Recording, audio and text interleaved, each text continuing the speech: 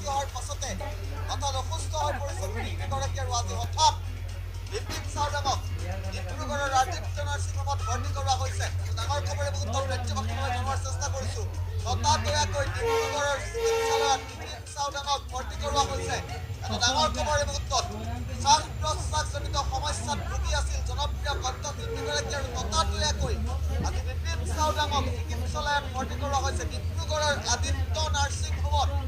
বিপিন চাওডাঙক ততাতৈয়াকৈ ভৰ্তি কৰোৱা হৈছে। ৰাজীৱ শদিয়াৰ আভ্যস্বাৰ্থৰ পৰা উভতি অহাৰ পাছতে অসুস্থ হৈ পৰিছিল শিল্পীগৰাকী।